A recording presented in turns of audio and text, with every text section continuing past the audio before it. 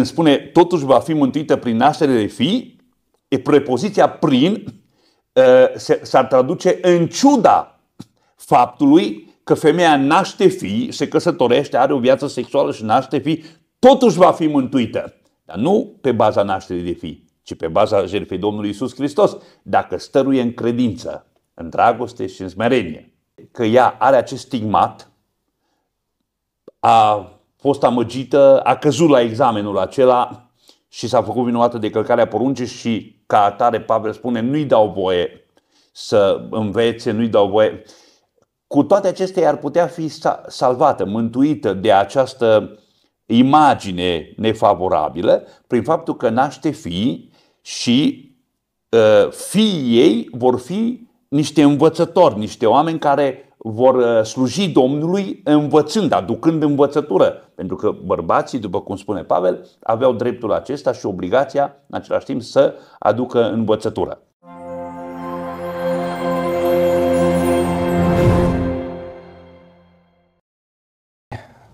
Bine ați venit la emisiunea noastră Popas Duhovnicesc. Vă spunem un bun venit și sperăm să vă bucurați de ceea ce vă aducem noi pe ecranele voastre.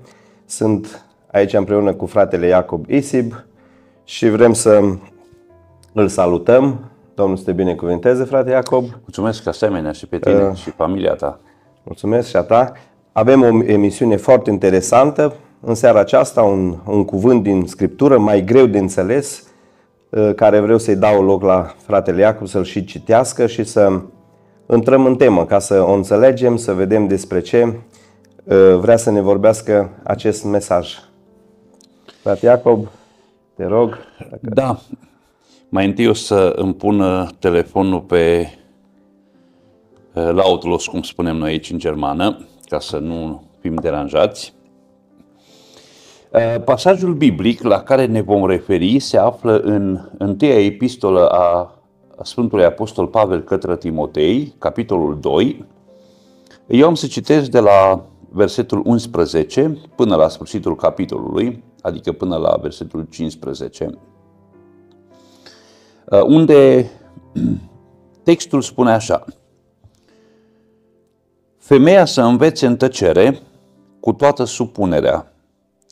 Femeii nu-i dau voie să îi învețe pe alții, nici să se ridice mai presus de bărbat, ci să stea în tăcere. Căci întâi a fost întocmit Adam și apoi Eva. Și nu Adam a fost amăgit, ci femeia, fiind amăgită, s-a făcut vinovată de călcarea poruncii. Totuși, ea va fi mântuită prin nașterea de fii, dacă stăruie cu smerenie, în credință, în dragoste și în sfințenie. Să le spunem telespectatorilor că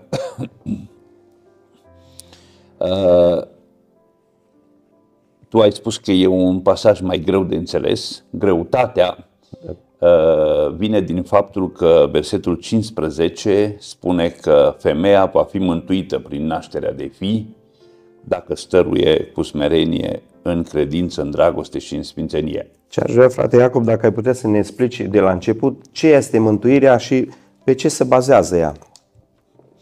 Da, foarte important, dar în același timp și destul de, aș zice, de clar prezentat acest concept în Biblie, mântuirea. Mântuirea poate fi definită ca salvarea sau eliberarea sau izbăvirea sau scăparea.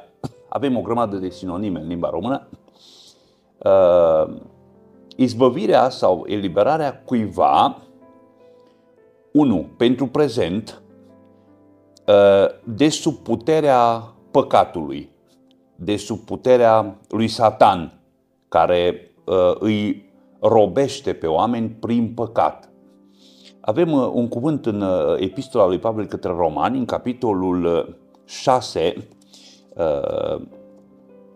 cu versetul 22. Vreau să-l citesc ca să fie foarte clar. Deci, cât privește mântuirea sau salvarea, eliberarea, izbăvirea oamenilor la timpul prezent, Apostolul Pavel spune în Romani, capitolul 6, versetul 22, dar acum, observi, e timpul prezent, dar acum, odată ce ați fost izbăviți de păcat, deci se referă la credincioșii care în prezent sunt izbăviți de păcat, undeva în trecut au fost izbăviți de păcat și v-ați făcut robi ai lui Dumnezeu, aveți ca rod sfințirea, iar ca sfârșit viața veșnică. Deci mântuire înseamnă pentru prezent izbăvire sau scăpare de sub puterea păcatului. Oamenii nemântuiți, cei nemântuiți, nu sunt liberi față de păcat, sunt robi ai păcatului. Adică diavolul îi robește și îi ține legați prin păcat, prin nelegiuire. Păcatele sunt foarte multe, nu o să ne referim acum la asta. Pentru viitor însă, mântuire, avem un cuvânt foarte frumos în epistola lui Pavel către Tesaloniceni și aș vrea să-l citim în capitolul 1, Tesaloniceni 1 cu 10, unde cuvântul spune așa: și să-L așteptați din ceruri pe Fiul Său, adică pe Fiul lui Dumnezeu, pe care L-a înviat din morți, pe Iisus, care ne izbăvește de mânia viitoare. Sau în capitolul 5, în aceeași epistolă, 1 Tesaloniceni 5 cu 10, cuvântul spune același lucru, cu versetul 9, 1 Tesaloniceni 5 cu 9, spune: fiindcă Dumnezeu nu ne-a rânduit la mânie, ci ca să căpătăm mântuirea prin Domnul nostru Iisus Hristos. Deci, scurt, mântuire înseamnă salvare, mântuirea în raport cu axa timpului, pentru prezent, salvare de sub puterea păcatului. Cei mântuiți nu mai ascultă de șoapta păcatului sau nu mai sunt conduși de diavolul prin păcat, ci sunt conduși de Dumnezeu prin Duhul Sfânt. Iar pentru viitor, mântuire înseamnă salvare de la mânia lui Dumnezeu. Biblia spune că va veni un moment când Dumnezeu își va revărsa mânia asupra locuitorilor pământului, alții decât cei mântuiți. Cei mântuiți vor fi salvați. Asta înseamnă mântuire. Baza mântuirii, pe ce se bazează mântuirea? Baza mântuirii este jertfa Domnului Iisus Hristos. Nu există nici o altă bază pentru mântuirea noastră în afară de jertfa Domnului Iisus Hristos. Se face o mică confuzie în vorbire, când predicatorii predică, obișnuiesc să spună: credința este mântuitoare, pocăința este mântuitoare. Credința și pocăința sunt mântuitoare în sensul că prin ele accesăm jertfa Domnului Iisus, dar ele în sine nu sunt mântuitoare. Fără jertfa Domnului Iisus, credința nu ar fi mântuitoare, nici pocăința. Mântuitoare este doar jertfa Domnului Iisus Hristos. Baza mântuirii tuturor oamenilor este jertfa Domnului Iisus Hristos. Toți oamenii, și cei care au trăit înainte de jertfa Domnului, și cei care trăiesc după momentul în care Domnul s-a jertfit, toți sunt mântuiți prin jertfa Domnului Iisus Hristos de la Calvar. Nu există alt mijloc. Nu există niciun alt mijloc. În Faptele Apostolilor, în capitolul 4, spune Luca, căci nu s-a dat oamenilor un alt nume în care să fie mântuiți. O să ajungem și la textul cu care l-ai citit, că aici zici că ar fi un mijloc pentru femeie să fie mântuită, pentru partea feminină. Aparent. Aparent, da. O să ajungem și acolo. Femeia este inferioară bărbatului? Nu. Femeia nu este inferioară bărbatului. Biblia ne spune foarte clar în Geneza că Dumnezeu l-a creat pe om în ziua a 6-a și l-a creat parte bărbătească și parte femeiască. Deci și bărbatul și femeia sunt oameni. Femeia este la fel de om precum bărbatul. Nu este mai puțin om decât bărbatul. Pentru că a existat în istorie și această înțelegere sau această mentalitate. Femeia era văzută nici om, nici animal, undeva între așa. Nu, Biblia spune... Nu știu, la musulmani cum e văzută, dar totuși ei o țin foarte inferioară față de bărbat. Imediat voi spune în ce privință este inferioară. Deci, din punct de vedere al naturii, femeia nu este inferioară bărbatului, pentru că ea este om precum bărbatul. Da? A fost creată după chipul și asemănarea lui Dumnezeu, pentru că așa a fost creat omul. Din punct de vedere spiritual sau din punct de vedere al relației noastre cu Dumnezeu, iarăși nu este inferioară. Zice Sfântul Apostol Pavel în epistolele sale că în Hristos nu mai există aceste diferențe, iudeu, grec, rob, slobod, parte bărbătească, parte femeiască, la modul că și femeia are dreptul la mântuire precum bărbatul și femeia poate să vină în fața Domnului precum bărbatul, femeia se poate adresa lui Dumnezeu în mod direct, nu neapărat prin bărbat. Apare totuși o diferență. Sfântul Apostol Pavel ne vorbește despre inferioritatea femeii în raport cu bărbatul din punct de vedere funcțional.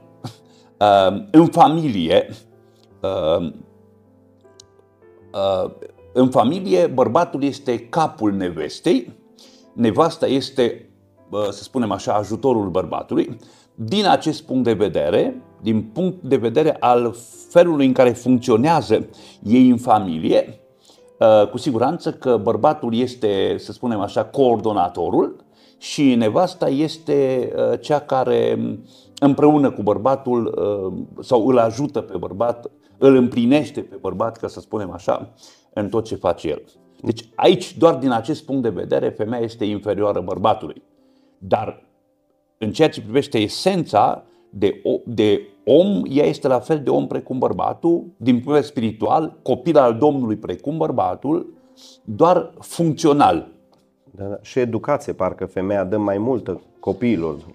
Evident că dă mai multă prin natura ocupației ei. Da, pentru că tot timpul cu copiii. Mama este cea care poartă în burtă copilul, mama îl naște și atunci mama rămâne cu el acasă până copilul ajunge destul de mare ca să poată fi dus la grădiniță sau așa. Și atunci ea fiind cu el acasă, tatăl fiind plecat mereu, deși tatăl conduce educația, să spunem așa, biblic vorbind, tatăl ar trebui să supravegheze și să conducă întreaga familie, totuși efectiv, mama este profesoara sau învățătoarea care sădește în mintea și în inima copilului valorile pe care Dumnezeu le-a dat.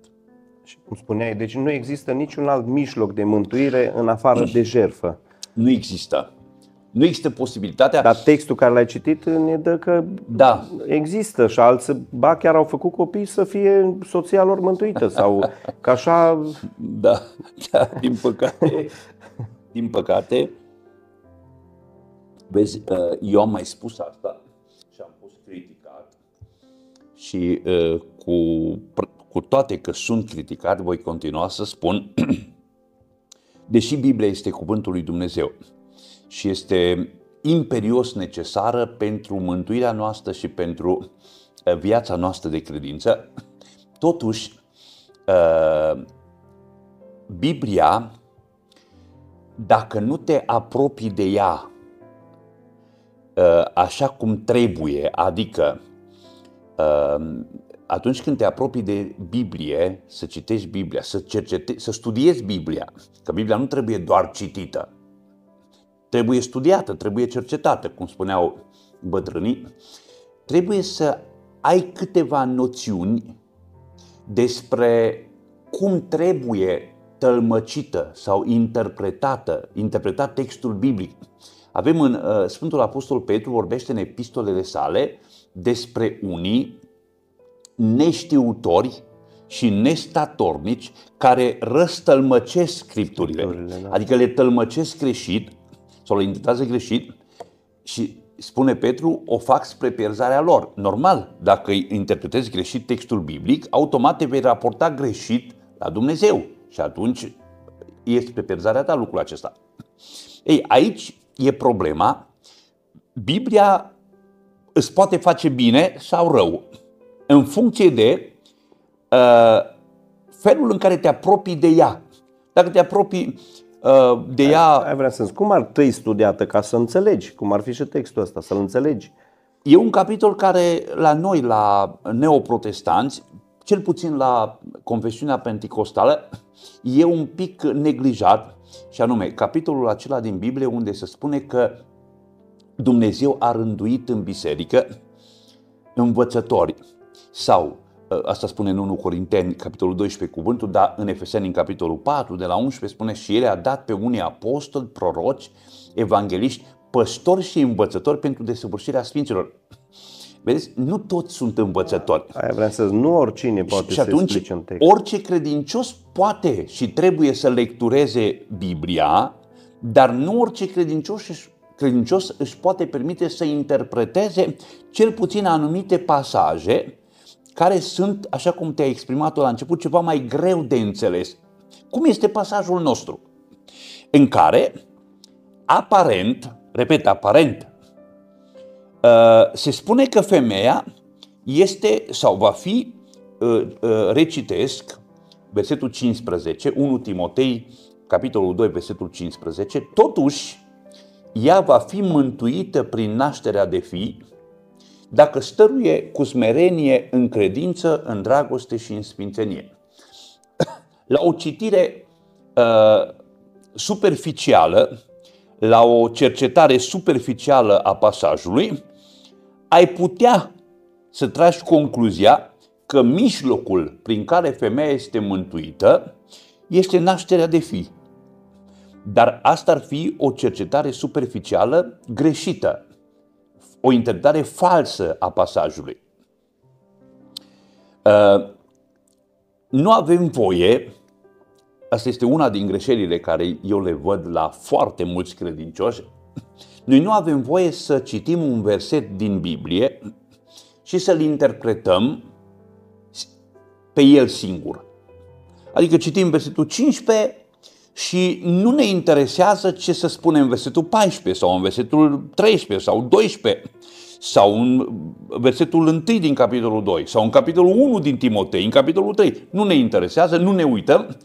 Am luat versetul 15, l-am scos afară de aici și încercăm noi, prin imaginația noastră, pe baza cunoștințelor noastre, să îl tălmăcim. Și atunci nu avem cum să-l tălmăcim corect. Pentru că el trebuie tălmăcit aici, în contextul în care el a fost scris. Trebuie văzut în capitolul precedent despre ce este vorba. În capitolul ulterior, capitolului 2, despre ce este vorba. Și numai atunci când am privit acel pasaj în contextul lui imediat, apoi în contextul lui mai larg, apoi în contextul întregii Scripturi, atunci avem șansa, dacă suntem atenți, să îi dăm o interpretare corectă. Asta se face că astăzi, mai mult ca oricând, textul biblic este foarte abuzat. Majoritatea celor care predică, de fapt, abuzează textele biblice. Eu mă cutremur că unii din predicatorii noștri sunt predicatori de renume. Eu nu dau niciun nume, evident, dar predicatori de renume care au mii de ascultători, dar care abuzează textele biblice într-un fel în care nu-ți vine să crezi că e adevărat. Da? Iată că pasajul nostru, repet, în aparență pare să spună că femeia nu este mântuită precum bărbatul, pe baza jertfei Domnului Iisus Hristos. Am spus, mântuire înseamnă salvare de sub puterea păcatului, de la mânia sau de la pedeapsa păcatului, am putea să spunem că asta, pedeapsa păcatului va fi mânia lui Dumnezeu, care va veni peste cei care nu s-au încrezut în Domnul Iisus pentru iertarea păcatelor, pentru ispășirea păcatelor și nu au fost regenerați ca să trăiască o viață curată. Ei, există doar jertfa Domnului Iisus ca bază pentru mântuire, noi accesăm jertfa Domnului Iisus prin pocăință și credință și primim mântuirea. Ei, aici pasajul pare să dea peste cap toate epistolele lui Pavel în care el spune, tu știi din biserică, noi ne-am referit la pasaje din Scriptură care spun foarte clar, cum ar fi Efeseni capitolul 2, versetele 8 și 9, unde se spune că și prin credință am fost mântuiți, prin credință în jertfa Domnului, prin har și nu prin fapte. Deci nu prin fapte. Nu există mântuire, nimeni n-a fost, nu este și nu va fi mântuit pe baza faptelor pe care el reușește să le facă. Trebuie spus aici că Dumnezeu este desăvârșit, este perfect. Pentru a avea o relație cu El, El cere perfecțiune. Noi ar trebui să fim perfecți ca să putem să intrăm, să avem o relație cu Dumnezeu. Ceea ce este absolut imposibil. Și atunci Dumnezeu l-a trimis pe Hristos, sau a venit Dumnezeu în persoana lui Hristos, s-a întrupat și a asumat păcatele noastre, a murit în locul nostru, da? Ca să satisfacă legea lui Dumnezeu, dreptatea lui Dumnezeu care cere perfecțiune și în felul acesta noi să fim primiți în părtășie cu Dumnezeu. Deci noi prin Hristos suntem văzuți de Dumnezeu bine. Așa, atunci nu există posibilitatea ca cineva să poată să facă ceva cum ar fi femeia, să zici, domnule, prin nașterea de fii, ea se mântuiește. Nu. Oamenii fac fapte ca să fie mântuiți. Mă gândesc că nu există. Nu. Sunt oameni. Sunt confesiuni care cred asta. Care fac un amestec, un fel de Babilon. Spun, da, mântuiți suntem prin jertfa lui Hristos, dar și prin faptele bune. Foarte greșit. Foarte fals. Unii își bazează această concepție, culmea, pe un text din Biblie, pe Iacov, capitolul 2, care nu spune deloc asta. Când zice Iacov acolo, Avram, părintele nostru, n-a fost el socotit neprihănit prin fapte când l-a adus pe Isaac jertfă. Curva Rahav n-a fost socotită neprihănită prin fapte când a ascuns iscoadele, zice Iacov. E o exprimare ceva mai complicată, dar Iacov nu spune deloc că ei au fost mântuiți sau socotiți neprihăniți prin fapte, ci după ce spune cuvântul la care m-am referit, el spune, vedeți dar că faptele lucrează împreună cu credința sau credința lucrează împreună cu faptele. Adică Avram a fost socotit neprihănit prin fapte ori prin credință? Zice Pavel în Romani, capitolul 4, prin credință. A crezut pe Dumnezeu și această credință a fost socotită ca neprihănire. Dar această credință puternică, cu siguranță, determină faptele. Te determină să faci, să asculți de Dumnezeu și să faci ceea ce îți poruncește. Mi-a plăcut o idee frumoasă când a fost reforma protestantă în secolul XVI. Martin Luther predica în Germania mântuirea numai prin credință, deci mântuirea biblică, sola fide, spunea în limba latină. Împăratul Germaniei și el a fost, deși i-a plăcut ideea de reformă, pentru că acești împărați erau oarecum sub controlul papei de la Roma și prin reformă au căutat să scape de mâna puternică sau de autoritatea papei, dar la un moment dat îl întreabă pe Luther. Zice, părinte, mântuirea asta care tu o predici prin credință, mai lasă loc și pentru fapte? La care Luther a spus atât de frumos, a spus așa, nu faptele bune îl fac pe un om bun, ci un om bun face fapte bune. Nu faptele rele îl fac pe un om rău, ci un om rău face fapte rele. Ca atare, nu faptele mântuiesc, ci un om mântuit este un om al faptelor. Dar asta nu înseamnă deloc că mântuirea noastră se bazează pe fapte. Ea se bazează exclusiv pe credința în jertfa Domnului Iisus, în jertfa ispășitoare a Domnului Iisus. Ei, ne poți explica atunci de da, ce întorcându-ne aici apare o faptă să fii mântuit? Da. Întorcându-ne la pasajul nostru, dacă vom fi atenți la fiecare aspect din pasajul citit, vom vedea că Textul nu spune absolut deloc că baza mântuirii femeii este nașterea de fii. Textul nu spune asta. Asta înțeleg cei care nu cunosc contextul imediat al pasajului, nu cunosc contextul istoric în care s-a scris pasajul. Vom vedea că înțelegerea acestui pasaj depinde și de cunoașterea câtuși de puțin a contextului istoric, a situației în care creștinii se aflau atunci. Așa. Care este de fapt explicația? Explicația lui Pavel este ceva mai complexă și eu chiar am adus și un comentariu biblic aici cu mine.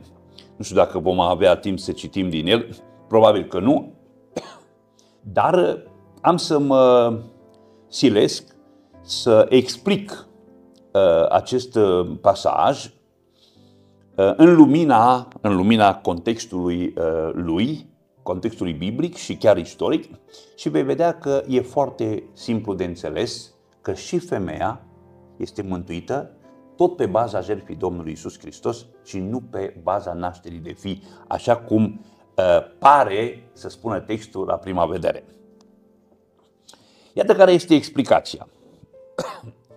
Ne uităm aici în versetele de la versetul 11, zice Apostolul Pavel așa: femeia să învețe în tăcere cu toată supunerea. Femeii nu-i dau voie să învețe pe alții, nici să se ridice mai presus de bărbat, ci să stea în tăcere. Și atenție acum, căci întâi a fost întocmit Adam și apoi Eva,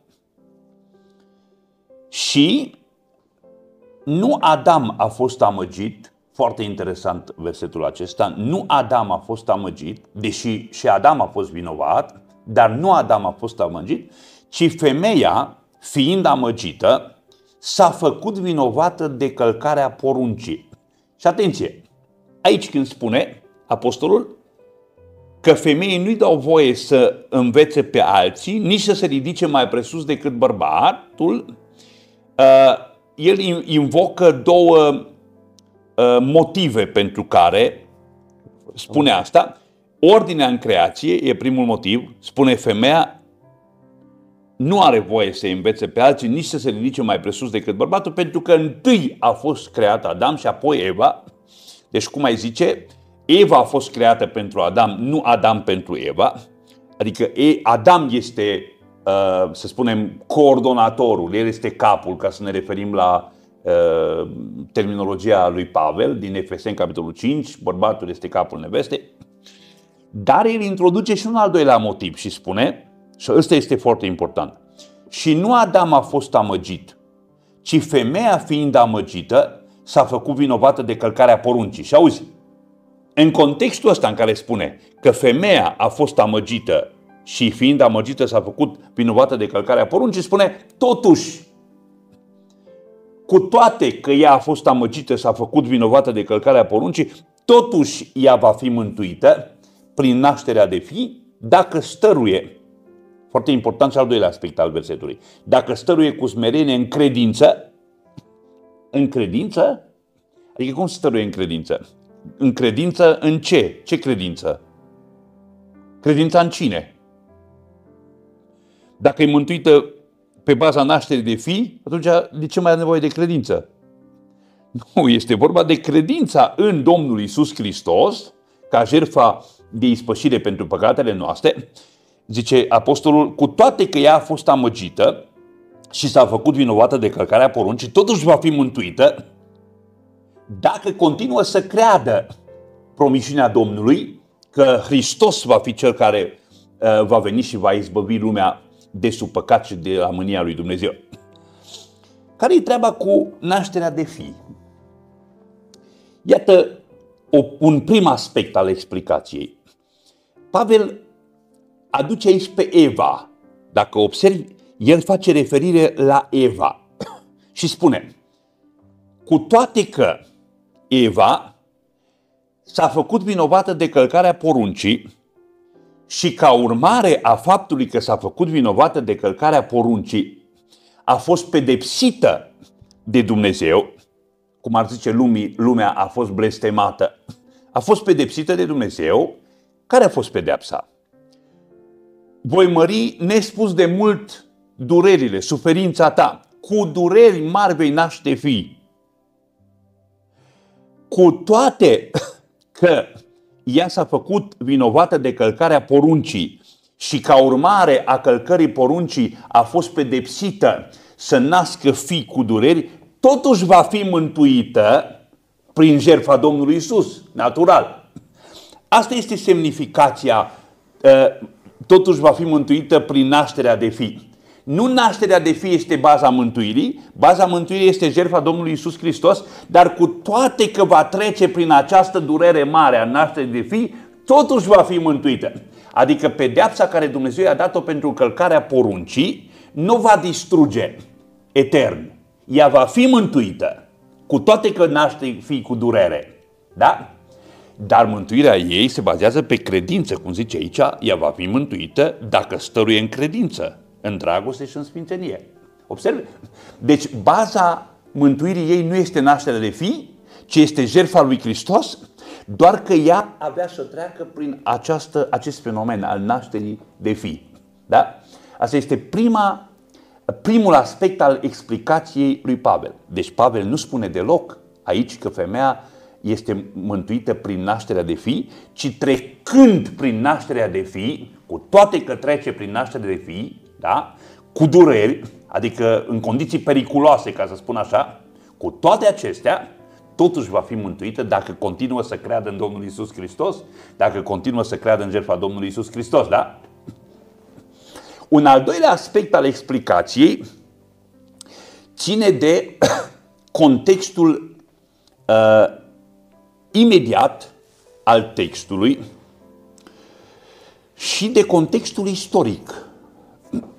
Dacă te vei uita în 1 Timotei, capitolul 4, vom observa ceva. Deci, câteva versete mai încolo, zice apostolul așa: dar Duhul spune lămurit că în vremurile din urmă, unii se vor lepăda de credință ca să se alipească de duhuri înșelătoare și de învățăturile dracilor, abătuți de fățărnicia unor oameni care vorbesc minciuni, însemnați cu fierul roșu în însuși cugetul lor. Auzi, ei opresc căsătoria și întrebuințarea bucatelor pe care Dumnezeu le-a făcut ca să fie luate cu mulțumiri de către cei ce cred și cunosc adevărul. Căci orice făptură a lui Dumnezeu este bună.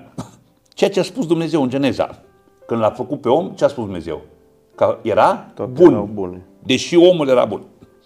Zice că orice făptură a Dumnezeu este bună și nimic nu este de lepădat dacă se ia cu mulțumiri, pentru că este sfințit prin cuvântul lui Dumnezeu și prin rugăciune. Ce se întâmpla?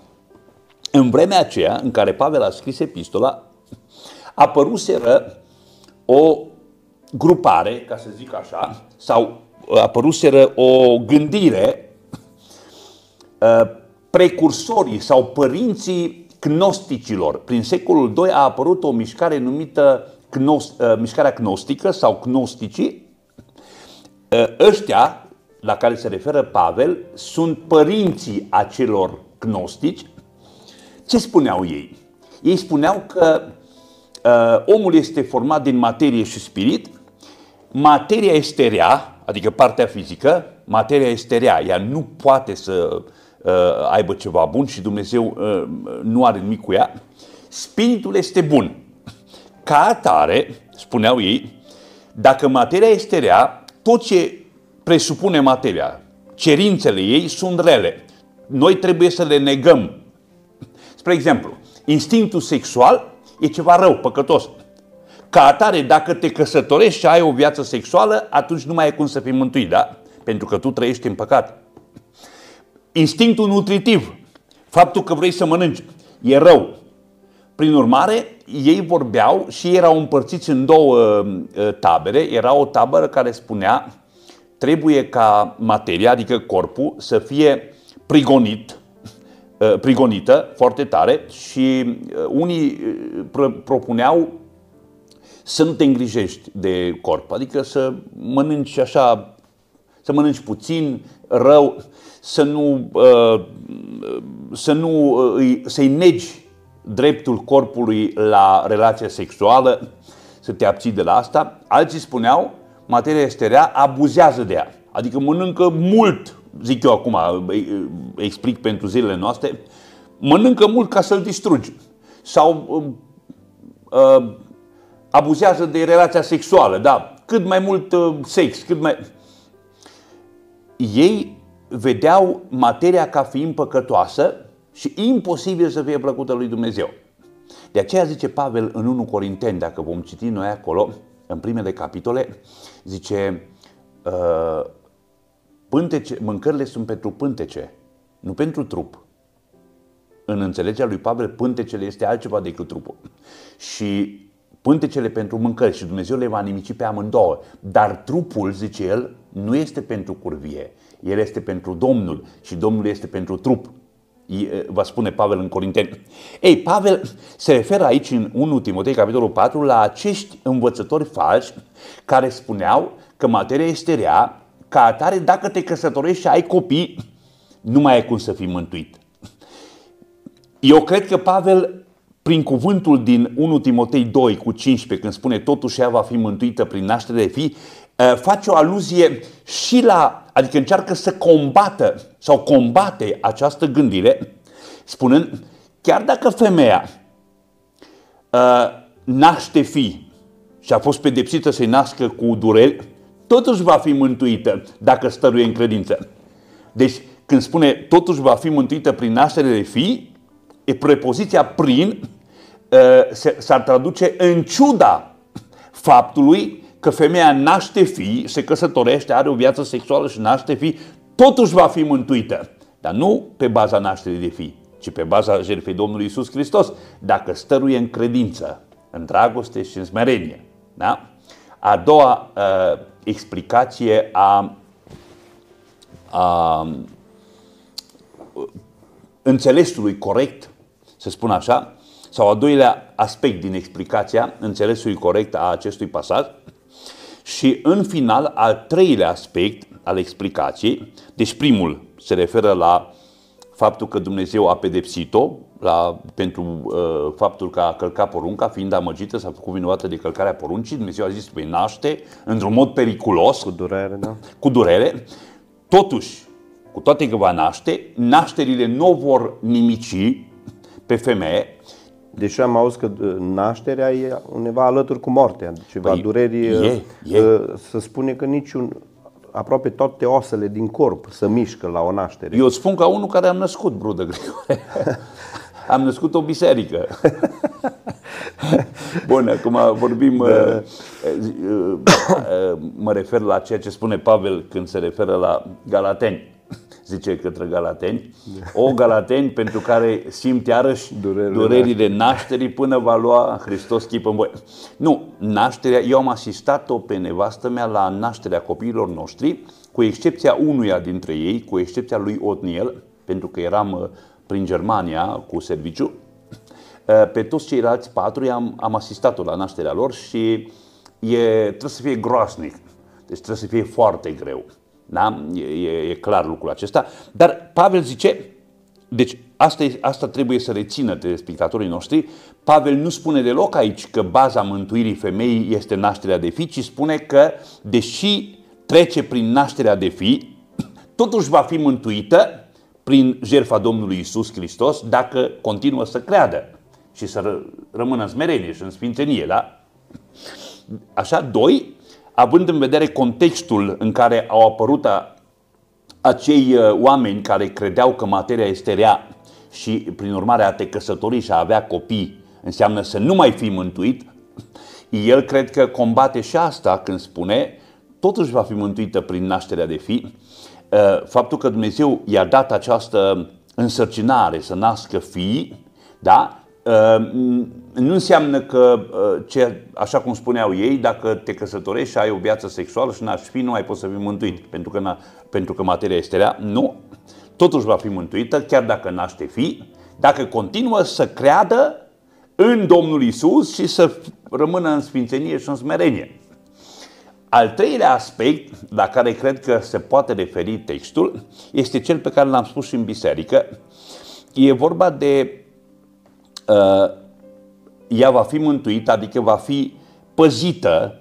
Se poate chiar traduce comentariul pe care eu l-am aici, spune comentariul biblic, zice mântuită prin nașterea de fii, adică într-o altă traducere, păstrată în siguranță prin nașterea de copii. Ea avea să fie păstrată în siguranță și să fie, să zic așa, dacă pot să spun așa, să fie scăpată de această imagine sau acest stigmat care apăsa asupra ei, cum zice Pavel, ea fiind amăgită s-a făcut vinovată de călcarea poruncii și din această cauză are o poziție, cum zice el aici, femeia să învețe în tăcere cu toată smerenia. Adică o poziție foarte defavorizată în raport cu bărbatul. Totuși, ea va fi scăpată, dacă putem să spunem așa, de acest stigmat sau de această imagine nefavorabilă prin nașterea de fii. Observ, aici cred că are importanță faptul că spune fii, nu fii și fiice, adică se referă cumva doar la băieți, pentru că născând și crescând băieți, la modul general femeia, da? Adică nu sunt femei care nu nasc băieți, sunt care nasc doar fete, dar aici e vorba de generalizare. Cu toate că ea are acest stigmat, a fost amăgită, a căzut la examenul acela și s-a făcut vinovată de călcarea poruncii și ca atare Pavel spune nu-i dau voie să învețe, nu-i dau voie.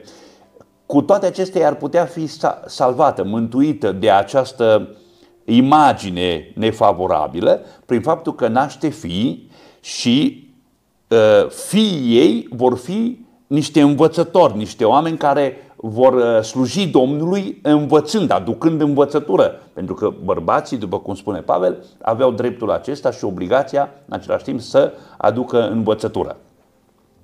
Iată, cam asta este înțelegerea acestui pasaj. Deci, ceea ce trebuie spus clar în consecință este că mântuirea femeii nu se bazează pe nașterea de fii, se bazează exclusiv pe jertfa Domnului Iisus Hristos și femeia ca și bărbatul, ca orice om mântuit din istorie, sunt mântuiți toți doar pe baza jertfei Domnului Iisus Hristos, deci și femeia, dar ideea lui Pavel este că ea va fi mântuită pe baza jertfei Domnului, chiar dacă va trebui să treacă prin nașterea de fii. Suferință. Și lucrul acesta este foarte periculos și pentru că a fost o pedeapsă, să zicem așa, să nască fii cu dureri, pedeapsa lui Dumnezeu, chiar dacă va trece prin această pedeapsă, pedeapsa nu va nimici pentru veșnicie, ci ea va fi mântuită cu toate că va trebui să suporte această pedeapsă. Și va fi scăpată prin fiii ei, care vor fi, vezi că este și în popor, este vorba aceasta, există câte o femeie rea, nu? Poate că în fiecare sat se întâmplă să fie câte o femeie rea din multe puncte de vedere. Poate o femeie mai ușoară, poate o femeie mai rea de gură, poate o femeie mai invidioasă și așa, care le bârfește pe toate și se spune la un moment dat, domnule, cutare a fost o femeie rea, dar a crescut niște copii buni. Domnule, zice, a avut o parte bună, băieții ei sau copiii ei sunt exemple la școală. Ei, și în felul acesta ei se spală, cel puțin într-o anumită măsură, îi se spală acea imagine rea prin faptul că a născut și a crescut niște copii care fac cinste familiei, îi fac cinste ei, sunt de mare folos. Da, cam asta este explicația. Da, frate Iacov, cred că am ajuns la final. Da. Foarte frumos. Am învățat în seara aceasta. Mulțumim de învățătură, de lumina care o ai în cuvânt și cu mare Domnul să te binecuvinteze. Mulțumim oamenilor care se uită la noi. Sperăm să le ducem o învățătură sănătoasă, curată, în inima lor, în mintea lor, în casele lor și Dumnezeu să-i binecuvinteze oriunde s-or afla fiecare. Amin. Domnul să binecuvinteze pe toți românii care ne ascultă. Amin.